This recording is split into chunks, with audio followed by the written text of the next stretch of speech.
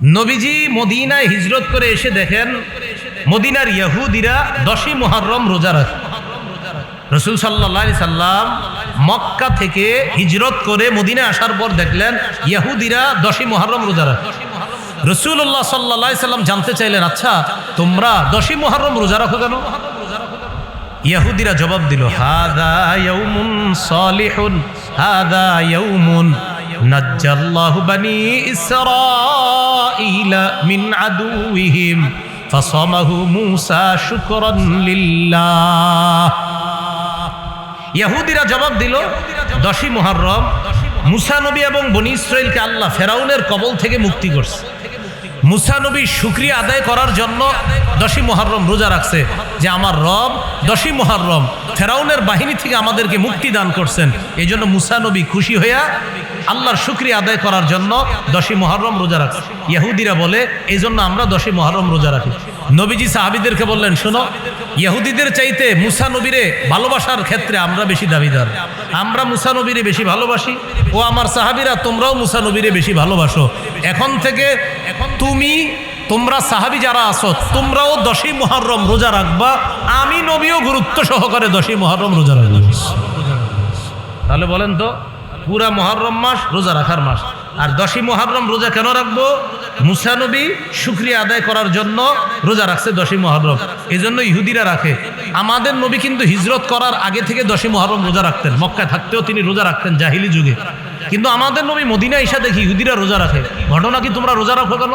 তারা জবাব দিল, হুজুর মূসা নবীরে এবং বনী ইসরাইলকে আল্লাহ মুক্তি দিছে, মূসা নবী শুকরিয়া আদায় করার জন্য রোজা রাখছে, তাই আমরা রোজা রাখি। নবী বললেন, সাহাবীরা এতদিন আমি মক্কায় রোজা রাখতাম না। 3 নম্বর, প্রত্যেক আরবি মাসের 13, 14, 15 এই যে 3টি রোজা, এগুলা নবীজি কখনো ছাড়তেন না। প্রত্যেক আরবি মাসে 3টি রোজা কখনো ছাড়তেন না। 4 নম্বর, ফজরের নামাজের আগের যে 2 রাকাত সুন্নত, এই সুন্নত আল্লাহ রসুল কখনো ছাড়তেন না। কয়টা হলো? মোট 4টা। তাহলে এখান থেকে আমরা জানতে পারলাম 10ই মুহররমের রোজার গুরুত্ব। আগে জানলাম তাৎপর্য, কেন মূসা নবী রাখছে, এই জন্য ইহুদিরা রাখে। তাই নবী আগে থেকে রাখতেন, সাহাবীদেরকে রাখা শুরু করাইলেন। আর নাসাইর হাদিস থেকে জানলাম 10ই মুহররমের রোজা রাখার গুরুত্ব জানলাম। এবার 10ই মুহররম রোজা রাখার ফজিলতটা জেনে নিই আমরা। তিরমিজির হাদিস, রাসূলুল্লাহ সাল্লাল্লাহু আলাইহি সাল্লাম বলেন, সিয়ামু ইয়াউমি আশুরা ইন্নী আহতাসিবু আলাল্লাহি আইয়ুকাফিরাস সানাতাল্লাতী ক্বাবলা। নবীজি বলেন, 10ই মুহররমের রোজা যে রাখে তার ব্যাপারে আমি আল্লাহর কাছে আশাবাদী তার আগের 1 বছরের গুনাহ আল্লাহ মাফ করে দেন। নবীজি বলেন, 10ই মুহররমের রোজা যে রাখে তার ব্যাপারে আমি নবী আল্লাহর কাছে আশাবাদী আল্লাহ তাআলা তার আগের 1 বছরের গুনাহ মাফ করে দেন। তাহলে এই হলো 10ই মুহররমের রোজা রাখার ফজিলত। বলেন তো, মৌলিকভাবে 2টা কথা শিখছি, শুধু 10ই মুহররমের রোজার কথা জানলাম না, মুহররমের রোজা। তাহলে 1 নম্বর, মুহররম মাসে আমরা রোজা রাখবো যতগুলা পারি। 2 নম্বর জানলাম গুরুত্ব দিয়ে 10ই মুহররম আমরা রোজা রাখবো, এটার ফজিলত আছে, এটার তাৎপর্য আছে, এটার গুরুত্ব আছে। এবার আসেন, 10ই মুহররম যে রোজা রাখবো এই ব্যাপারে একটা ঘটনা ঘটছে। রাসূল সাল্লাল্লাহু আলাইহি সাল্লাম 10ই মুহররম রোজা রাখলেন, সহিহ মুসলিমের বর্ণনা, হাদিসে আছে। হিনা সামা রাসূলুল্লাহি সাল্লাল্লাহু আলাইহি ওয়াসাল্লাম ইয়াউমা আশুরা। নবীজি যখন 10ই মুহররম রোজা রাখলেন, সাহাবীরাও রোজা রাখলেন। সাহাবীরা বললেন, ইয়া রাসূলুল্লাহ হাযা ইয়াউমুন তুআযযিমুহুল ইয়াহুদু ওয়ান নাসারা। হুজুর, 10ই মুহররম যে আমরা রোজা রাখি, এই 10ই মুহররমকে ইহুদি খ্রিস্টানরা সম্মান করে, তাই তারাও রোজা রাখে। সাহাবীরা বললেন, হুজুর আমরা যে 10ই মুহররম রোজা রাখি, ইহুদিরা তো 10ই মুহররমকে সম্মান করে, ইহুদি খ্রিস্টানরা তারাও রোজা রাখে, হুজুর তাদের সাথে তো আমাদের মিল হয়ে যাচ্ছে। আল্লাহ রাসূল বললেন, হ্যাঁ সঠিক কথা বলছো। তাহলে শোনো তোমরা, আগামী বছর যখন আবার মুহররম মাস আসবে, সুমনাল ইয়াউমাত তাসিআ, আমরা 9ই মুহররম রোজা রাখবো, 10ই মুহররম রোজা রাখবো। 9 এবং 10 রোজা রেখে ইহুদিদের বিরোধিতা করবো আমরা। আবার বুঝেন, নবীজিও 10ই মুহররম রোজা রাখছে, সাহাবীরাও রোজা রাখছে। সাহাবীরা বললেন, হুজুর 10ই মুহররম এমন একটা দিন ইহুদি খ্রিস্টানরা সম্মান করে, তাহলে তাদের সাথে তো আমাদের মিলে গেল। নবীজি বলেন, শোনো, ইজা কানাল আমুল মুকবিল, আগামী বছর যখন আঘাত 10ই মুহররম আসবে, তখন 10ই মুহররমের আগে যে 9ই মুহররম, ওই 9ই মুহররমও আমরা রোজা রাখবো, আবার 10ই মুহররমও রোজা রাখবো। আমরা 9-10 রেখে তাদের বিরোধিতা করব। এইগুলো 9-10-এর হাদিস। 1448 হিজরি শুরু হয়েছে, মুহররম মাস চলতেছে। এটা হলো 1448 হিজরির মুহররম মাস। বলেন তো মুহররম মাস গত বছর যারা বেঁচেছিলাম তারা পেয়েছি কিনা? এর আগের বছর যারা বেঁচেছিলাম তারাও পাইছি কিনা? তাহলে আমাদের জীবনে কতগুলা মুহররম মাস আমরা পেয়ে গেছি। বালেগ হওয়ার পর অনেক মানুষ, কেউ 10টা মুহররম পাইছেন, কেউ 20টা মুহররম মাস পাইছেন, কেউ 30টা মুহররম মাস পাইছেন। এর মানে আপনার জীবনে এরকম 10 বছর চলে গেছে, 20 বছর চলে গেছে, 30 বছর চলে গেছে। এখন আমাদের কি করণীয়? যেহেতু নতুন একটা বছর 1447 হিজরিটা কিভাবে কাটাইলাম, এই আত্মসমালোচনা প্রত্যেকে করতে হবে। এই হলো মুহররম মাস। মুহররম মাসের তাৎপর্য সূরা তাওবার 36 নম্বর আয়াতে আল্লাহ বলেন, ইন্না ইদ্দাতাশ শুহুরি ইনদাল্লাহি 12 শাহরা। নিশ্চয় আল্লাহর কাছে মাসের গণনা হলো 12 মাস। নিশ্চয়ই আল্লাহর কাছে মাসসমূহের গণনা 12 মাস। ফি কিতাবিল্লাহ, আল্লাহর বিধান মতে। ইয়াউমা খালাকাস সামাওয়াতি ওয়াল আরদ, আল্লাহ যেদিন আসমান জমিন সৃষ্টি করেছেন সেদিন থেকে আল্লাহর গণনায়, আল্লাহর বিধান মতে মাসসমূহের গণনা 12 মাস। আপনারা সবাই বলতে হবে, বলেন তো মাসের গণনা 12 মাস এটা কবে থেকে? যেদিন আসমান জমিন সৃষ্টি সেদিন থেকে। সেদিন থেকে আল্লাহর কাছে আল্লাহর বিধান মতে মাস 12। মিনহা আরবাআতুন হুরুম, এই 12 মাসের মধ্যে 4টা মাস সম্মানিত। কোন 4 মাস সম্মানিত? এটা বুখারীর হাদিসে আছে, সহিহ বুখারী 3197 নম্বর হাদিস। এই হাদিসের মধ্যে আছে, قال رسول الله صلى الله عليه وسلم الزمان قد استدار كهيئته يوم خلق الله السماوات والأرض منها أربعة حرم। আসমান জমিন যেদিন থেকে আল্লাহ সৃষ্টি করেছে ওই দিন থেকে সময় যেইভাবে ঘুরে ঘুরে আসতেছে, ওইভাবে সময় ঘুরে ঘুরে বারবার আমাদের কাছে পালাক্রমে এইভাবে সময় আসতেছে। সাথে সাথে নবীজি বলেন, শোনো, এই যে সময়গুলা, এই সময়গুলা 12টা মাসে বিভক্ত। as-sanatu 12 শাহরা। রাসূল সাল্লাল্লাহু আলাইহি সাল্লাম বলেন 12 মাসে হয় 1 বছর। তাহলে আল্লাহর কোরআনের 4 মাস সম্মানিত, এটার ব্যাখ্যা নবী কিভাবে করে দেখেন। 12 মাসে হয় 1 বছর। কোরআনেও আমরা পাইছি আল্লাহর কাছে মাসের গণনা 12 মাস। হাদিসে পাইলাম 12 মাসে হয় 1 বছর। কোরআনে পাইলাম মাসের গণনা কয় মাস বলেন? 12 মাস। হাদিসে পাইলাম 12 মাসে কয় বছর হয়? 1 বছর। নবীজি বলেন মিনহা আরবাআতুন হুরুম, এই 12 মাসের মধ্যে 4টি মাস সম্মানিত। সালাসুন মুতাওয়ালিয়াত, এর মধ্যে 3টা মাস ধারাবাহিক, 3টা মাস ধারাবাহিকভাবে আছে। যুলকাদা, যুলহিজ্জা ওয়াল মুহররম, 3টি মাস হলো জিলকদ, জিলহজ, মুহররম। দেখেন তো এই 3 মাস ধারাবাহিক কিনা? জিলকদ, জিলহজ, মুহররম।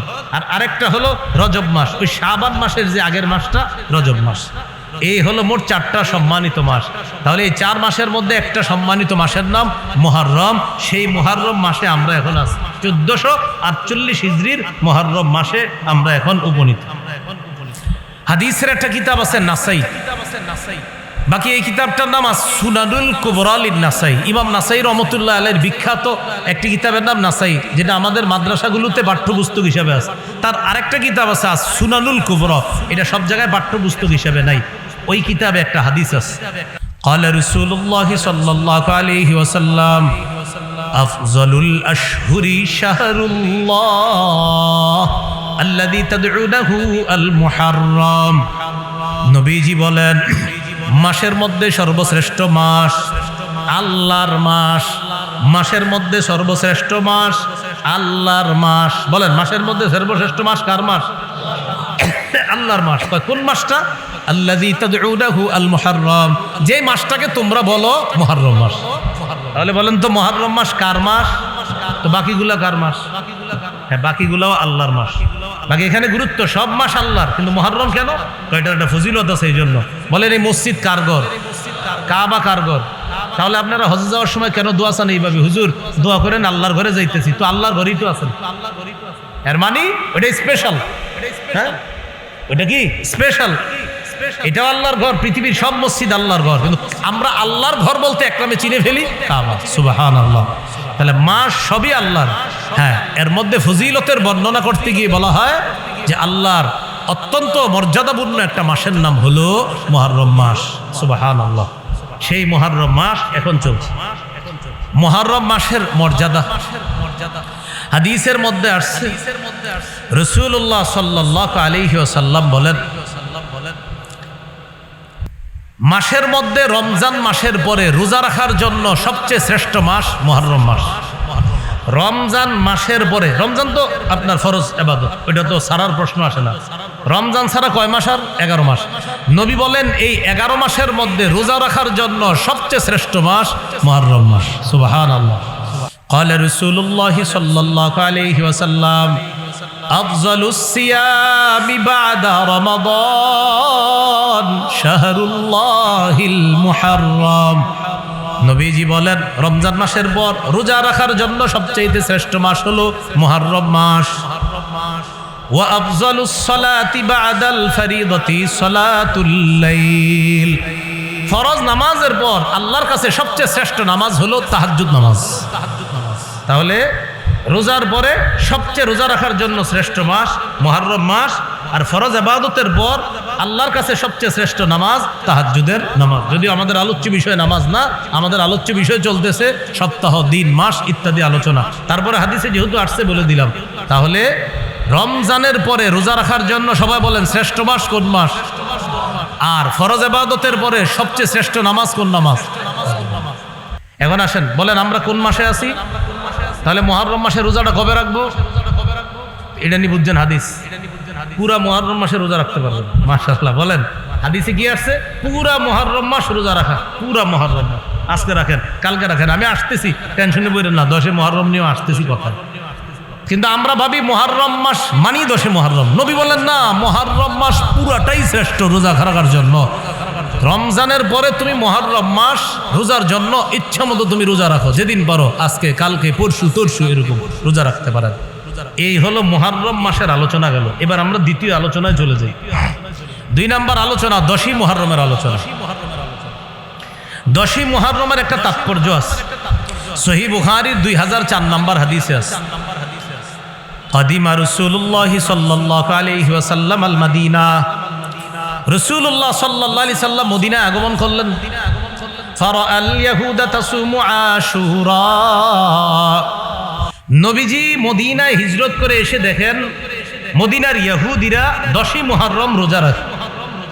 রাসূল সাল্লাল্লাহু আলাইহি সাল্লাম মক্কা থেকে হিজরত করে মদিনায় আসার পর দেখলেন ইহুদিরা 10ই মুহররম রোজা রাখে। রাসূলুল্লাহ সাল্লাল্লাহু আলাইহি সাল্লাম জানতে চাইলেন, আচ্ছা তোমরা 10ই মুহররম রোজা রাখো কেন? ইহুদিরা জবাব দিল, হাদা ইয়াউমুন সালিহুন, হাদা ইয়াউমুন নাজ্জাল্লাহু বনি ইসরাঈলা মিন আদুইহিম ফাসামাহু মূসা শুকরান লিল্লাহ। ইহুদিরা জবাব দিল, 10ই মুহররম মূসা নবী এবং বনি ইসরাঈলকে আল্লাহ ফেরাউনের কবল থেকে মুক্তি করছে। মূসা নবী শুকরিয়া আদায় করার জন্য 10ই মুহররম রোজা রাখছে, যে আমার রব 10ই মুহররম ফেরাউনের বাহিনী থেকে আমাদেরকে মুক্তি দান করছেন। এই জন্য মূসা নবী খুশি হইয়া আল্লাহর শুকরিয়া আদায় করার জন্য 10ই মুহররম রোজা রাখছে। ইহুদিরা বলে এই জন্য আমরা 10ই মুহররম রোজা রাখি। নবীজি সাহাবীদেরকে বললেন, শোনো, ইহুদিদের চাইতে মূসা নবীরে ভালোবাসার ক্ষেত্রে আমরা বেশি দাবিদার। আমরা মূসা নবীরে বেশি ভালোবাসি, ও আমার সাহাবীরা তোমরাও মূসা নবীরে বেশি ভালোবাসো। এখন থেকে তোমরা সাহাবী যারা আছো তোমরাও 10ই মুহররম রোজা রাখবা, আমি নবীও গুরুত্ব সহকারে 10ই মুহররম রোজা রাখব। তাহলে বলেন তো, পুরা মুহররম মাস রোজা রাখার মাস। আর 10ই মুহররম রোজা কেন রাখবো? মূসা নবী শুকরিয়া আদায় করার জন্য রোজা রাখছে 10ই মুহররম, এই জন্য ইহুদিরা রাখে। আমাদের নবী কিন্তু হিজরত করার আগে থেকে 10ই মুহররম রোজা রাখতেন, মক্কায় থাকতেও তিনি রোজা রাখতেন জাহিলি যুগে। কিন্তু আমাদের নবী মদিনা এসে দেখি ইহুদিরা রোজা রাখে। ঘটনা কি তোমরা রোজা রাখো কেন? তারা জবাব দিল, হুজুর মূসা নবীরে এবং বনি ইসরাঈলকে আল্লাহ মুক্তি দিছে, মূসা নবী শুকরিয়া আদায় করার জন্য রোজা রাখছে, তাই আমরা রোজা রাখি। নবী বললেন, সাহাবীরা এতদিন আমি মক্কায় রোজা রাখতাম না। 3 নম্বর, প্রত্যেক আরবি মাসের 13, 14, 15 এই যে 3টি রোজা, এগুলা নবীজি কখনো ছাড়তেন না। প্রত্যেক আরবি মাসে 3টি রোজা কখনো ছাড়তেন না। 4 নম্বর, ফজরের নামাজের আগের যে 2 রাকাত সুন্নত, এই সুন্নত আল্লাহ রাসূল কখনো ছাড়তেন না। কয়টা হলো মোট? 4টা। তাহলে এখান থেকে আমরা জানতে পারলাম 10ই মুহররমের রোজার গুরুত্ব। আগে জানলাম তাৎপর্য, কেন মুসা নবী রাখছে, এই জন্য ইহুদিরা রাখে, তাই নবী আগে থেকে রাখতেন, সাহাবীদেরকে রাখা শুরু করাইলেন। আর নাসাইর হাদিস থেকে জানলাম 10ই মুহররমের রোজা রাখার গুরুত্ব জানলাম। এবার 10ই মুহররম রোজা রাখার ফজিলতটা জেনে নিই আমরা। তিরমিজির হাদিস, রাসূলুল্লাহ সাল্লাল্লাহু আলাইহি সাল্লাম বলেন, সিয়ামু ইয়াউমি আশুরা ইন্নী আহতাসিবু আলাল্লাহি আইয়ুকাফফিরাস সানাতাল্লাতী ক্বাবলা। নবীজি বলেন 10ই মুহররমের রোজা যে রাখে তার ব্যাপারে আমি আল্লাহর কাছে আশাবাদী তার আগের 1 বছরের গুনাহ আল্লাহ মাফ করে দেন। নবীজি বলেন 10ই মুহররমের রোজা যে রাখে তার ব্যাপারে আমি নবী আল্লাহর কাছে আশাবাদী আল্লাহ তাআলা তার আগের 1 বছরের গুনাহ মাফ করে দেন। তাহলে এই হলো 10ই মুহররমের রোজা রাখার ফজিলত। বলেন তো, মৌলিকভাবে 2টা কথা শিখছি, শুধু 10ই মুহররমের রোজার কথা জানলাম না মুহররমের রোজা। তাহলে 1 নাম্বার মুহররম মাসে আমরা রোজা রাখবো যতগুলা পারি। 2 নাম্বার জানলাম গুরুত্ব দিয়ে 10ই মুহররম আমরা রোজা রাখবো, এটার ফজিলত আছে, এটার তাৎপর্য আছে, এটার গুরুত্ব আছে। এবার আসুন, 10ই মুহররম যে রোজা রাখবো এই ব্যাপারে একটা ঘটনা ঘটছে। রাসূল সাল্লাল্লাহু আলাইহি সাল্লাম 10ই মুহররম রোজা রাখলেন, সহিহ মুসলিমের বর্ণনা, হাদিসে আছে। হিনা সামা রাসূলুল্লাহ সাল্লাল্লাহু আলাইহি ওয়াসাল্লাম ইয়াউমা আশুরা। নবীজি যখন 10ই মুহররম রোজা রাখলেন, সাহাবীরাও রোজা রাখলেন। সাহাবীরা বললেন, ইয়া রাসূলুল্লাহ হাযা ইয়াউমুন তুআজ্জিমুহুল ইয়াহুদু ওয়ান নাসারা। হুজুর 10ই মুহররম যে আমরা রোজা রাখি, এই 10ই মুহররমকে ইহুদি খ্রিস্টানরা সম্মান করে, তাই তারাও রোজা রাখে। সাহাবীরা বললেন, হুজুর আমরা যে 10ই মুহররম রোজা রাখি, ইহুদিরা তো 10ই মুহররমকে সম্মান করে, ইহুদি খ্রিস্টানরা তারাও রোজা রাখে, হুজুর তাদের সাথে তো আমাদের মিল হয়ে যাচ্ছে। আল্লাহ রাসূল বললেন, হ্যাঁ সঠিক কথা বলছো, তাহলে শোনো তোমরা, আগামী বছর যখন আবার মুহররম মাস আসবে, সুমনাল ইয়াউমাত তাসিআ, আমরা 9ই মুহররম রোজা রাখবো, 10ই মুহররম রোজা রাখবো। 9 এবং 10 রোজা রেখে ইহুদিদের বিরোধিতা করবো আমরা। আবার বুঝেন, নবীজিও 10ই মুহররম রোজা রাখছে, সাহাবীরাও রোজা রাখছে। সাহাবীরা বললেন, হুজুর 10ই মুহররম এমন একটা দিন ইহুদি খ্রিস্টানরা সম্মান করে, তাহলে তাদের সাথে তো আমাদের মিলে গেল। নবীজি বলেন, শোনো, ইজা কানাল আমুল মুকবিল, আগামী বছর যখন আগার 10ই মুহররম আসবে, তখন 10ই মুহররমের আগে যে 9ই মুহররম, ওই 9ই মুহররমও আমরা রোজা রাখবো, আবার 10ই মুহররমও রোজা রাখবো। আমরা 9-10 রেখে তাদের বিরোধিতা করব। এইগুলো 9-10-এর হাদিস। কোন কোন হাদিস গেল বলেন তো? 9-10-এর হাদিস। মুসলিম শরীফের আরেকটা বর্ণনা আছে, 1134 নম্বর হাদিস। এই হাদিসের মধ্যে আছে রাসূল সাল্লাল্লাহু আলাইহি সাল্লাম বলেন, লা ইন বাকিতু ইলা কাবিল লা আসুমান্নাত তাসিআ, আমি যদি আগামী বছর বেঁচে থাকি আমি অবশ্যই 9ই মুহররম রোজা রাখবো, 10ই মুহররম রোজা রাখবো। নবীজি বলেন, আমি যদি আগামী বছর দুনিয়াতে বেঁচে থাকি আমি 9ই মুহররম রোজা রাখবো, আবার 10ই মুহররম রোজা রাখবো যদি বেঁচে থাকি। হাদিসে আছে, ফালাম ইয়াতিল আমুল মুকবিলু, পরের বছর আর আসে নাই, হাত্তা তুওয়াফিয়া রাসূলুল্লাহ, আল্লাহ রাসূল সাল্লাল্লাহু আলাইহি সাল্লাম পরের বছর মুহররম আসার আগে ইন্তেকাল করছে। এখন আমার একটু বলেন তো, নবীজির আশা গুরুত্ব দিয়ে কোন কোন দিন রোজা রাখা? 9 এবং 10, বলেন 9 এবং 10। এখন কেউ যদি 9 তারিখে না রাখতে পারেন, এখন 10ই মুহররম রাখলেন, এখন ইহুদিদের বিরোধিতা করার জন্য কি করবেন? 10 এবং 11 রাখবেন। 9 রাখতে পারেন নাই, ইহুদি খ্রিস্টানদের বিরোধিতা করার জন্য 10 রাখবেন, এরপরে কত রাখবেন? 11। 10 তো রাখতেই হবে ফজিলতের জন্য। আপনি যদি আগের 1 বছরের গুনাহ মাফ চান, তাহলে ফজিলতের জন্য 10 রাখতেই হবে। আর ইহুদি খ্রিস্টানদের বিরোধিতা করবেন 9-10 অথবা 10-11। সহিহ ইবনে খুজাইমা হাদিসের কিতাব, এই কিতাবের 3 নম্বর খণ্ড 506 নম্বর পৃষ্ঠা আছে। ক্বালা রাসূলুল্লাহ সাল্লাল্লাহু আলাইহি ওয়াসাল্লাম, সুমু ইয়াউমা আশুরা, তোমরা 10 তারিখে রোজা রাখো 10ই মুহররম। ওয়া খালিফু ফিহিল ইয়াহুদা, 10ই মুহররম ইহুদিদের বিরোধিতা করবা। সুমু ক্বাবলাহু ইয়াওমান ওয়া বা'দাহু ইয়াওমান, হয়তো তোমরা 10ই মুহররমের আগের দিন রোজা রাখবা অথবা 10ই মুহররমের পরের দিন রোজা রাখবা।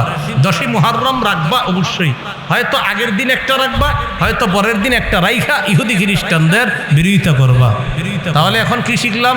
9-10 অথবা 10-11। বাকি নবীজি বেশি গুরুত্ব দিছে কোনটা? 10-11 না 9-10?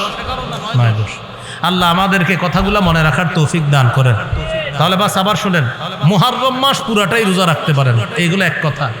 আরেকটা কথা হলো, মুহররম মাসের মধ্যে 10ই মুহররম রোজা রাখা 1 বছরের গুনাহ মাফের জন্য, ইহুদি খ্রিস্টানদের বিরোধিতা করার জন্য 9-10 মুহররম অথবা 10-11 মুহররম রোজা রাখবো আমরা।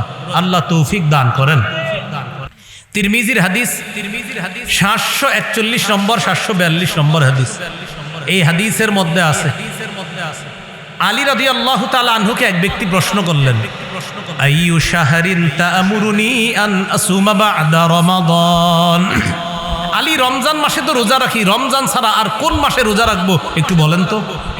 হযরতে আলী বললেন, তুমি আমারে যে প্রশ্নটা করলা, এক ব্যক্তি আল্লাহ রসুলকে অবিকল প্রশ্ন করছে, তুমি যে আমাকে প্রশ্ন করলা যে রমজান মাসের পরে কোন মাসে রোজা রাখবা, এই প্রশ্নটাই আমার সামনে এক সাহাবী নবীরে করছে।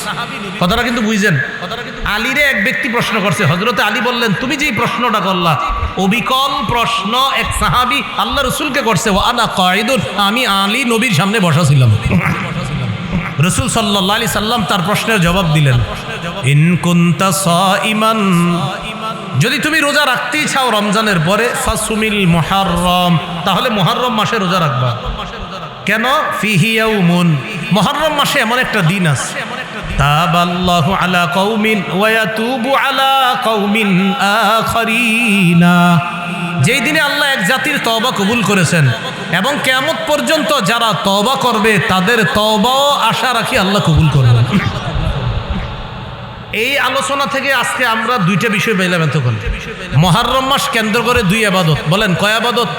বলেন সবাই। রোজা, তওবা। বলেন তো মুহররম মাসে গুরুত্বপূর্ণ করণীয় কয়টা? 1 নাম্বার, 2 নাম্বার তওবা, রোজা আর তওবা। তাহলে রোজা রাখা, তওবা করা। 10ই মুহররম আমরা ইনশাআল্লাহ রোজা রাখবো আর বেশি বেশি তওবা করব। তওবা কিভাবে করতে পারেন? আস্তাগফিরুল্লাহ, আস্তাগফিরুল্লাহ, এইভাবে আপনি তওবা করতে পারেন। তো তওবা করার জন্য আপনি আস্তাগফিরুল্লাহ ছাড়া আরো যে তওবাগুলো আছে যেগুলো আপনি পারেন ওইভাবে করেন, অথবা আল্লাহর কাছে বাংলায় বলবেন, আল্লাহ তওবা করি, আপনি আমারে মাফ করেন, আমার গুনাহ মাফ করেন। পুরাটা যদি আরবিতে বলতে চান, হাদিসে যেইভাবে আসছে একবার আমার সাথে বলেন, বলেন আস্তাগফিরুল্লাহ আল্লাযী লা ইলাহা ইল্লা হুয়াল হাইয়ুল কাইয়্যুম ওয়া আতুবু ইলাইহি, আস্তাগফিরুল্লাহ আল্লাযী লা ইলাহা ইল্লা হুয়াল হাইয়ুল কাইয়্যুম ওয়া আতুবু ইলাইহি। বাস আপনি এতটুকু করতে পারেন। যদি বলেন হুজুর পুরাটা মনে থাকবে না, তো বলেন আমার সাথে, বলেন আস্তাগফিরুল্লাহ ওয়া আতুবু ইলাইহি, আস্তাগফিরুল্লাহ ওয়া আতুবু ইলাইহি। এতটুকু পারবেন নি? এতটুকু খালি বলতে থাকবেন, আশা রাখবেন যে আপনার অসংখ্য অগণিত গুনাহ আল্লাহ মাফ করতেছে আর তওবা আল্লাহ কবুল করতেছে। আল্লাহ আমাদেরকে আমল করার তৌফিক দান করেন। তাহলে বলেন মুহররম মাসে মোটা দাগে গুরুত্বপূর্ণ ইবাদত কয়টা? 1। আর মুহররম মাসে শুধু 9, 10 বা 10, 11ই রোজা না, পুরো মাস রোজা রাখা যায়? মুহররম মাসের 10ই মুহররম, যে এই 10ই মুহররমের আগে যে 10 দিন, এই 10 দিন কেন্দ্র করে কিছু বর্জনীয় কাজ আছে যেগুলো আমাদের সমাজের মধ্যে করা হয়। 1 নাম্বার বর্জনীয়, তাজিয়া মিছিল বের করা। তাজিয়া মিছিল হলো কবরের মতো কিছু একটা বানানোর পর এটার সামনে নজরানা পেশ করে, নারী পুরুষরা মিছিল দিয়া নজরানা পেশ করে। এই হলো 1 নাম্বার নিষিদ্ধ কাজ। 2 নাম্বার নিষিদ্ধ কাজ মুরসিয়া পাঠ করা।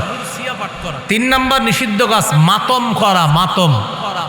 4 নাম্বার নিষিদ্ধ কাজ 10ই মুহররম ফজিলত মনে কইরা কাউরে পানি পান করানো। পানি পান করানো কিন্তু ফজিলতের কাজ, কিন্তু 10ই মুহররম পানি পান করানো এটারে গুরুত্বপূর্ণ মনে করা, এটা হলো কুসংস্কার। এ হলো 4 নাম্বার বর্জনীয়। 5 নাম্বার বর্জনীয়, 10ই মুহররমকে গুরুত্বপূর্ণ মনে করে ইসালে সোয়াবের জন্য কিছু রান্না করা, যে আজকে রান্না কইরা এটা কবরবাসীর রুহের মাগফিরাত করব, এই দিনটা এরকম মনে করা, এটা নিষিদ্ধ। 6 নাম্বার বাচ্চাদেরকে খালি পায়ে রাস্তায় ছেড়ে দেওয়া অথবা বড়রা খালি পায়ে রাস্তায় হাঁটা। 7 নাম্বার ঢোল তবলা বাইরানো, ঢোল বাজানো ইত্যাদি বাজানো, এগুলা নিষেধ। মুহররম মাসকে কেন্দ্র করে গালের মধ্যে থাপড়ানো অথবা শরীরের মধ্যে চাপড়ানো ইত্যাদি, এইগুলা নিষিদ্ধ কাজ। এই কাজগুলা আমাদের সমাজে যদিও মুহররম মাসে অনেকে করে শুধু হুসাইন রাদিয়াল্লাহু তাআলা আনহুকে কেন্দ্র করে, কিন্তু আমাদের সমাজের মানুষ এই কাজগুলা মুহররম মাস ছাড়াও অন্য সময় করে, যখন তার বাবা, স্বামী বা কেউ মারা যায়।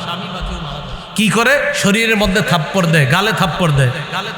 ক্বালা রাসূলুল্লাহি সাল্লাল্লাহু আলাইহি ওয়াসাল্লাম লাইসা মিন্না মান দারাবাল খুদুদা ওয়া শাক্কাল জিয়ুবা ওয়া দাআ দাওয়াল জাহিলিয়া। রাসূলুল্লাহ সাল্লাল্লাহু আলাইহি সাল্লাম বলেন, ওই ব্যক্তি আমাদের দলভুক্ত না। মান দারাবাল খুদুদা, যে ব্যক্তি গালের মধ্যে আশ্রয়, ওয়া শাক্কাল জিয়ুবা, যে ব্যক্তি জামা ছিঁড়ে ফেলে, ওয়া দাআ বিদাওয়াল জাহিলিয়া, জাহিলি যুগের মূর্খের মতো যে কান্নাকাটি করে, আল্লাহ বুঝি আজরাইল আমার ঘরেই দেখলো, আর কাউরে দেখলো না, আমার বাপের ছাড়া কি আর কেউ ছিল না, এইগুলা যারা বলে, নবী বলেন সে আমার উম্মতের অন্তর্ভুক্ত না, আমার দলভুক্ত না। এগুলা সাধারণত কষ্ট নিয়েন না। আমাদের সমাজে মা বোনদের মধ্যে এই কথাগুলো বেশি হয়। সাধারণত তারা নিজের নিয়ন্ত্রণ করতে না পেরে এই কথাগুলা বলে, আল্লাহ কি আর কারো ঘর দেখলো না, আমার ছেলেটারই দেখলো। এগুলা বলা জাহিলি কুসংস্কার। আল্লাহ আমাদেরকে এই কুসংস্কার থেকে হেফাজত করেন। এইগুলো মুহররম মাস কেন্দ্র করে একটা বিষয়।